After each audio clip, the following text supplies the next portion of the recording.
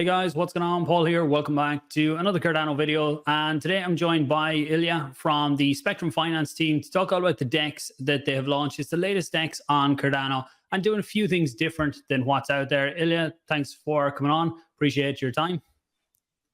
Hello, Paul. Thank you for having me here today. And hello, viewers. I'm Ilya Oskin, CTO of Spectrum Finance, and we'll be happy to talk about Spectrum and all the stuff we are developing on Cardano. Great. Yeah, some people who are watching the channel a long time now might remember maybe about 2 years ago at this point, we had a talk about, it was more focused on Ergo and what was going on there. And you guys were building there first, but we'll get into some of that stuff as we go through here. But for anyone that hasn't heard of Spectrum Finance Dex, can you tell them, give them an overview of what it is, and then we'll get into some of the details about how it works. Yes, you correctly mentioned that we started on Ergo, and soon we decided to port our DEX on Cardano also. This was not a simple journey, but definitely interesting.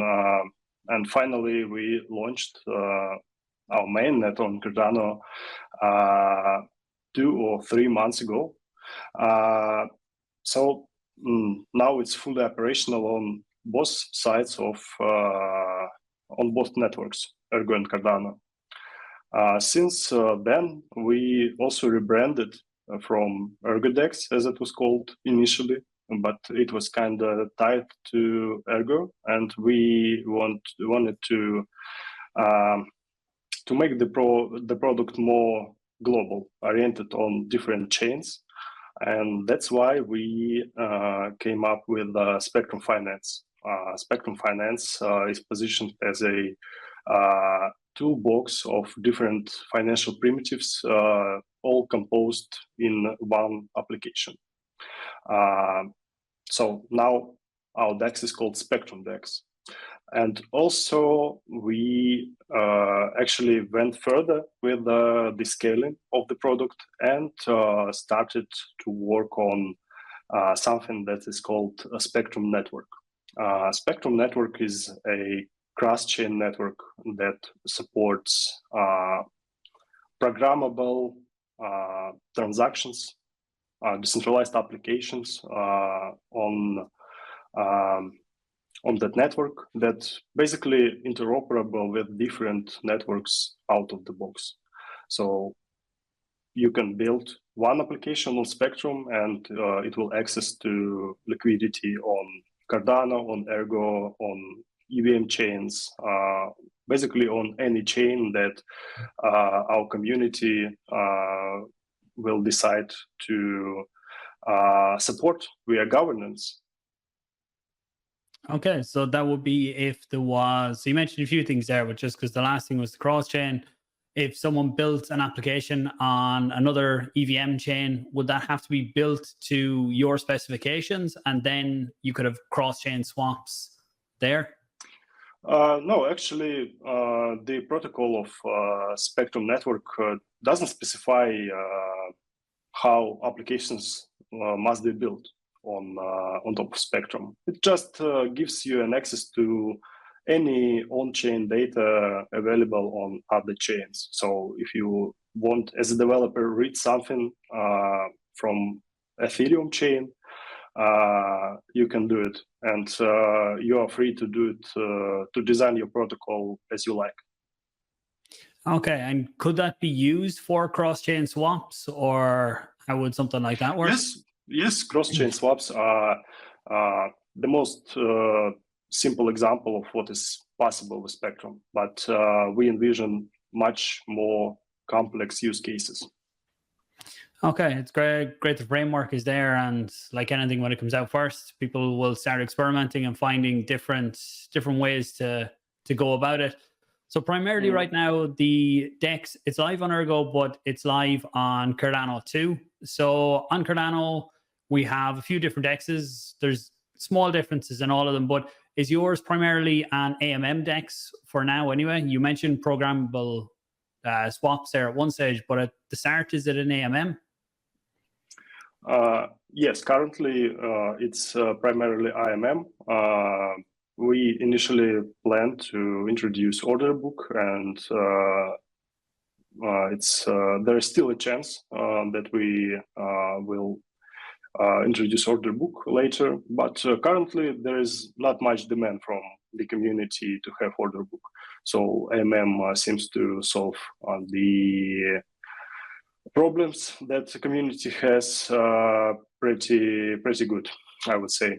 And talking about programmable swaps, if we are talking about Spectrum Bloom that we introduced lately, it's actually Spectrum Bloom. I will talk a little bit about Spectrum Bloom now. So it's basically a protocol. It's not one more DEX. It's a framework that can be applied to any DEX on any extended UTXO blockchain. Currently, I know only a few blockchains that support extended UTXO. It's Ergo, Cardano. There are also blockchain called Alephium, as far as I remember, but they use sharding, and things are quite a bit more complicated there because of sharding. You can't just build dApps like you do it on Cardano or Ergo. So won't touch on Aleph much. So yeah, on Cardano, Spectrum Bloom is a framework that can be applied first of all to Spectrum Dex, because Spectrum Dex is completely open, and because of that, it preserves the very important property of composability. What I mean by that is that liquidity pools of Spectrum, because they are served by an open network of off-chain batchers, they can be composed with an infinite number of other orders. So you can design your order with the underlying logic as you wish, and execute it with apply your order to Spectrum pool. This is not possible with to do with DEXs with permission pools, because all other DEXs on Cardano have permissioned liquidity pools, meaning that only authorized batchers can serve those pools. So you can't really do anything with their pools if you are not authorized by the team. So yeah, that's why our vision is to transform DeFi on Cardano into an open and permissionless ecosystem, so that different DeFi primitives can be composed together, and this way we will deliver best prices for users, best user experience. It's basically opens the door for infinite number of ways of improvement.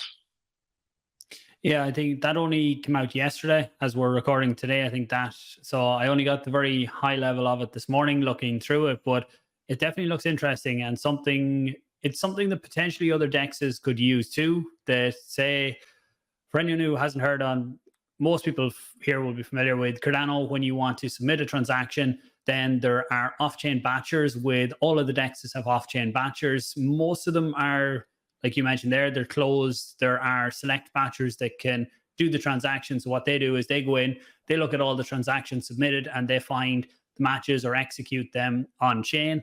So with what you guys are looking to do, anybody, and currently anybody can be a batcher on Spectrum. Anyone who has, I suppose, the technical knowledge can be a batcher.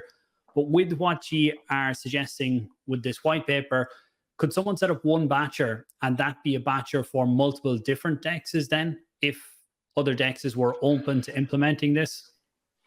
Yeah, I would like to expand a little bit on off-chain batching. So yes, currently we already have a completely open market of off-chain batching, and we had it since the beginning, even on Ergo, when we first implemented extended UTXO DEX there. And since then, yeah, already Ergo Dex is operational. Spectrum Dex on Ergo is operational in mainnet for almost 2 years, and we have seen we had an ability to collect a lot of data on how off-chain executors, how actors on this open market behaves actually. And what we saw is that, of course, protocol is healthy. Quite healthy. I mean, all agents are incentivized to serve the protocol, but there are also a lot of things to improve, because what we saw is that patchers on this open market, they only optimize the speed of execution. So they just their competition is who first manages to execute an order. So the one who manages to execute it first and submit it to the network got the fees from the order. Basically, this way of structuring the incentives for off-chain batchers is quite broken, because batchers don't care about the quality of execution. I mean, whether they supply best price possible for users. They have a little incentive to actually supply the best execution price, but it's usually too low compared to the chances to extract value from ordering in different ways those orders. So that's a problem, because patchers don't have enough incentives to optimize user experience, best user experience. And that's exactly what we targeted in the Spectrum Bloom framework. So first proposal of Spectrum Bloom is to make off-chain execution explicit and transparent. So users can explicitly decide which off-chain batchers are allowed to execute their orders.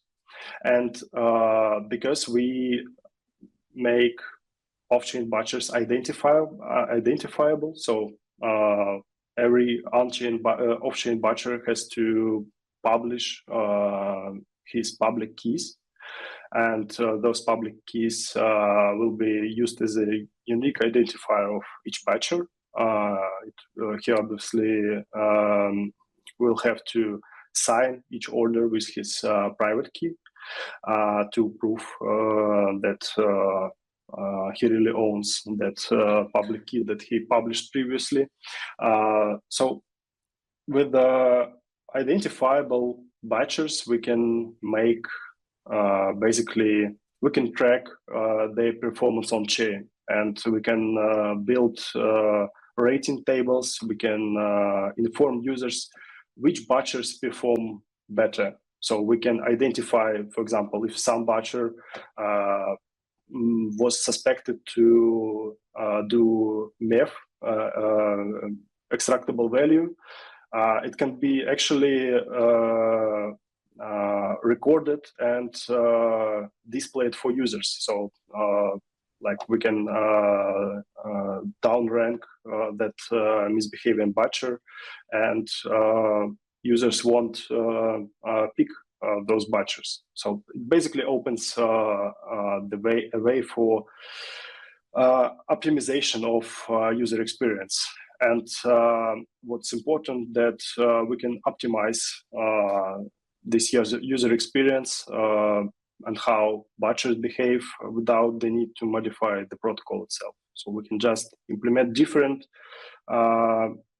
analytical tools on client, on our front end, and it will drive the protocol in the right direction. Okay, yeah, and I suppose all of this is good for the end user too, because could the batcher set the price for per transaction then to batch the transactions? So that could mean cheaper transactions by using certain batchers? You mean the fee market? Yeah, well, like the way that most dexes are 2 ADA for a batcher fee. I think I seen on Spectrum though it was 1.6 to 1.8. It was a range rather than a set figure. Does that mean that the batcher sets the batcher fee?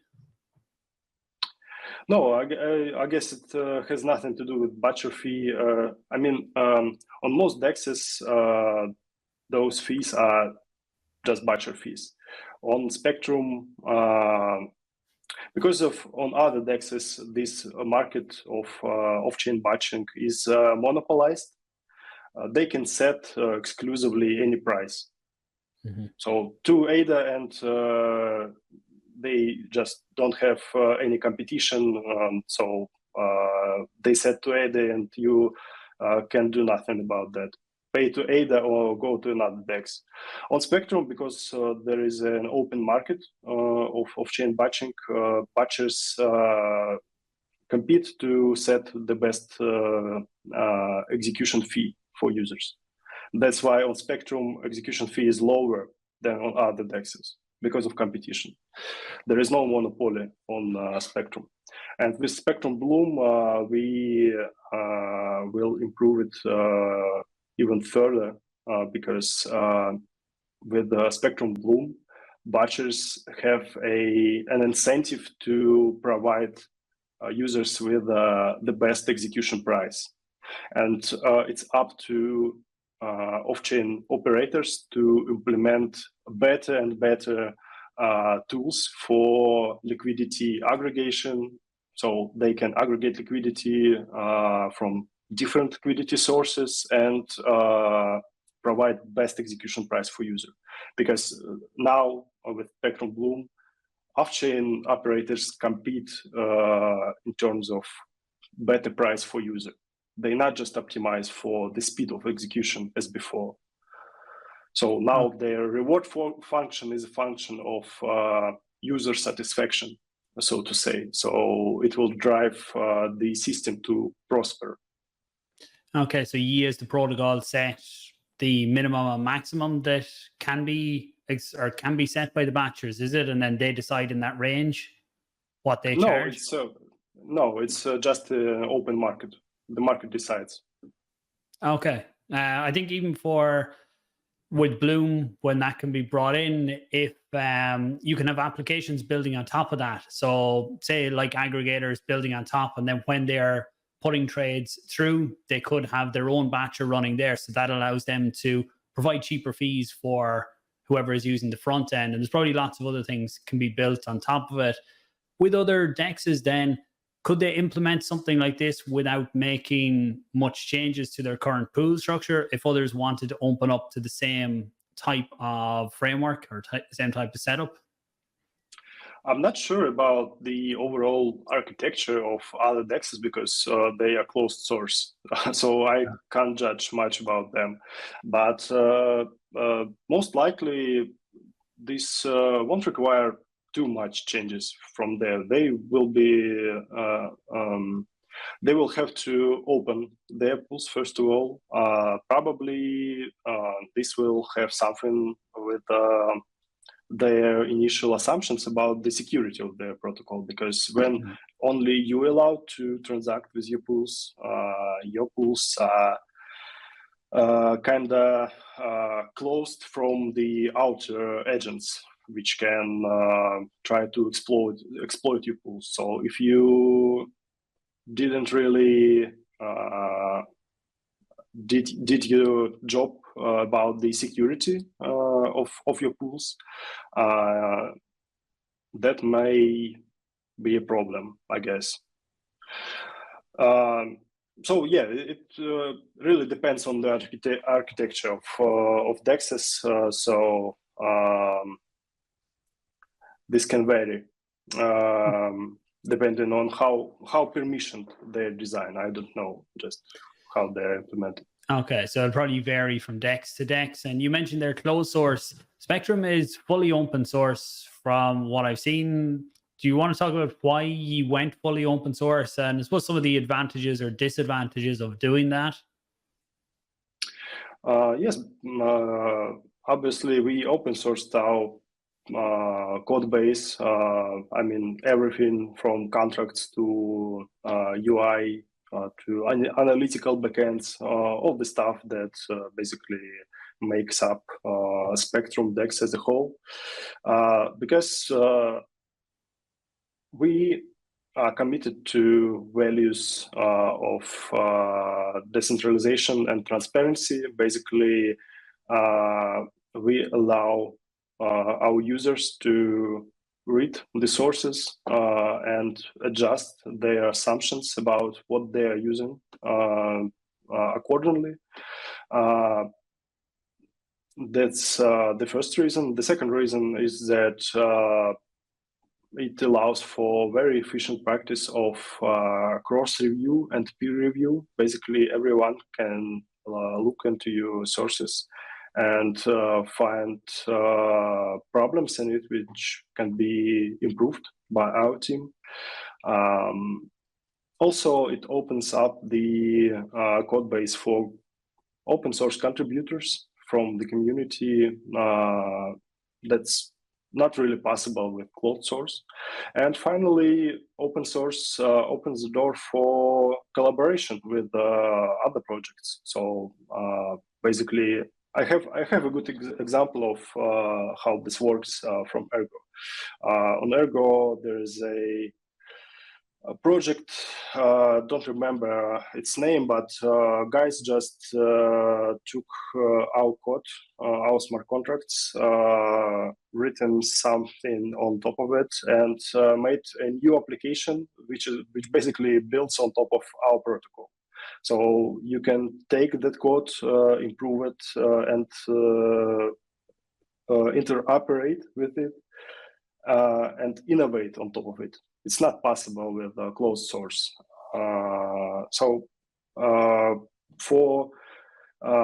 From our experience, for more than I guess 3 years of open source, we can confirm that it's definitely a constructive and good practice to do open source. We can say that from the results that we've seen for all those years of open source. Yeah, it's great for, I think, others to come in and see how exactly to build a protocol, how it's built, how it's put together. And like you said, they can build on top of that, or they could use part of it to build their own protocol. And there's varying degrees of open source too. I've seen lots of different protocols open source, but they might only open source their contracts or open source one part of it. But with you guys, the contracts are just one part of it when you have a protocol, because you also have to have your off-chain code and then you have your front end. But when looking at your GitHub, I can see there's everything there to replicate Spectrum if someone else wanted to do that. And I suppose by open sourcing them, we're as well touch on this because I've seen a few people talking about it. There was one thing found in your contracts that was a potential vulnerability. Was that last week? Do you want to talk a little bit on that? Yes, sure. So last week we received a report from one of the community developers, I would say. He is specialized in audits of smart contracts. And we received a report that our contracts may have a pretty critical vulnerability. So we reached out to that developer and got all the details about the possible vulnerability. And we swiftly did a initial research on how that affects the overall security of our pools. And it turned out that none of our actual pools are affected by this vulnerability, and there is no threat of any threat for liquidity in those pools, because basically this is very specific vulnerability that is only that can become critical only in very specific cases when combined with different specific circumstances, and that was not the case for our pools. Basically, with this vulnerability, a team, imagine a team creating a liquidity pool with their token. For example, their token is named X, so they create pool X ADA on Spectrum Dex.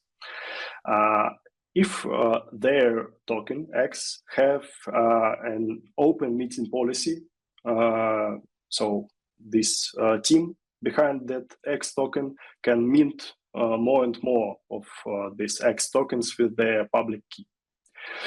In that case, that team is able to spam basically their liquidity pool, so ADA-X. They can spam it with rubbish tokens and make it impossible to transact with that pool.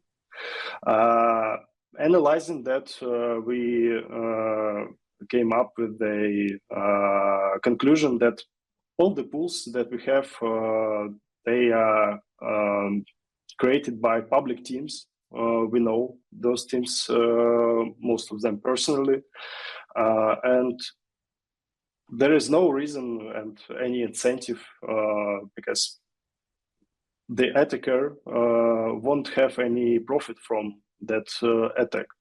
They can't extract any liquidity from those pools. They just spam them and basically make a denial of service attack. So there is no reason for them to hurt themselves. So if a project attacks its own liquidity, the first who suffers is the project itself and its community. So there is no point in doing that, no incentives. So the threat is really minimal. But for sanity, we of course eliminated this vulnerability, fixed our validator, and deployed replacement pools for. There are really a few pools that allow for this potential attack. Other pools don't have a vulnerability at all. So there are some pools that can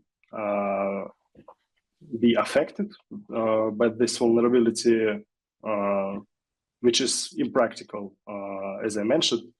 But we replaced those pools with a fixed one and notified our users that they are advised to migrate their liquidity, although there is no rush to do so, so no emergency.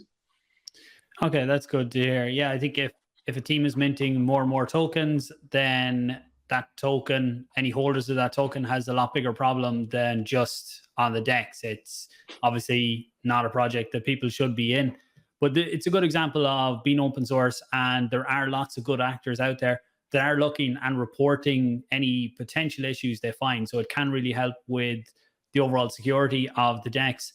And at the minute, you are running a bootstrapping event to bring liquidity into the DEX. Do you want to talk about that and the rewards that people can get for getting involved in that and providing liquidity? Mm-hmm. Yes, we are already running a pretty epic liquidity bootstrapping event called LBSP in short, and it basically consists of a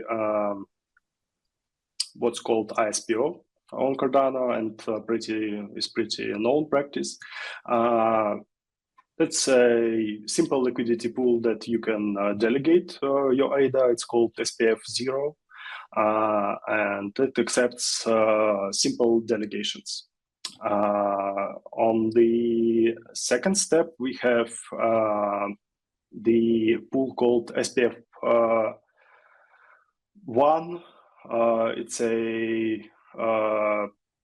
It's an extra pool for direct delegations because the SPF0 was oversaturated. And also we have pretty significant incentives to provide liquidity to certain pairs on Spectrum Dex. And your ADA will be staked in other pools which don't allow for direct delegations. So you will earn extra rewards compared to simple delegations to the first two pools I mentioned. So yeah, that's basically LBSP. So you have basically a spectrum of options. You can delegate as you do it usually to direct pools, or you can provide liquidity to certain pairs on Spectrum Dex, and also get a multiplied rewards for doing that. Okay, yeah, I'll leave links down below for anyone who wants to read up on that. And I suppose providing the liquidity, it's the same as kind of farming on other dexes where you get extra incentives for being a part of it. There's some similarities to it, but for the end user, you basically get extra rewards for providing to certain pairs. And on the token, then the token hasn't launched yet, from what I've seen, or has it? Maybe I missed it. No, it hasn't launched. Okay, and is there a timeline on when that will be coming out? Yeah, it will be coming out in September, as far as I remember. Yeah, Epoch 428. Okay, great. I think we've covered a lot of different things on the Dex today. Is there anything that we haven't covered that maybe we should have? Or look, we can do a follow-up in another maybe 2-3 months, see how things are going and how the Dex is performing at that stage. But anything we should have covered today? Yeah, let's touch a little bit on how the Dex performs. Actually, I like to see on these pages on DeFi Llama, for example, to look at how Dex grows. Today, I guess Spectrum is on the first place among all other DEXs in terms of growth. It grew something about 96% for the past month. So yeah, it's pretty significant, and we're glad to see how our product grows. And of course, we are trying to improve it always. So yesterday we published Spectrum Bloom. It's a significant move forward for all DeFi, I guess, on all extended UTXO chains. So first of all, Ergo and Cardano, of course. Yeah, I'll share links to that stuff down below. And yeah, I seen yesterday, I think you're well over 1 million TVL now, which is great to see. And it is only early days, and the current market we're in isn't really a great trading market. So there's not near as many people being active in trading. So I think as we go into hopefully better markets towards the end of the year, maybe into early next year, then you'll really start to see them numbers getting a lot higher and people paying attention to what's going on more than what's going on at the minute. But Ilya, thanks very much for your time today. I really appreciate it. It was great to get more insights into it. I look forward to seeing how the Bloom protocol kind of evolves, or framework evolves, and how that gets implemented. I really need to sit down myself and set up a batcher for Spectrum. It's on my list. My list seems to get longer rather than shorter some days. So hopefully I'll get to that soon and maybe able to create some content around that for others who are interested in getting involved. And in watching, please do share it out. Let others know what's going on with Spectrum, what they've built, and how they've open sourced everything for others to come in, see how it's done, and maybe even build out on top of that too. Thanks for watching, and I'll talk to you soon. Yep. Thank you, Paul, for having me here today. Bye. Yeah. Cheers.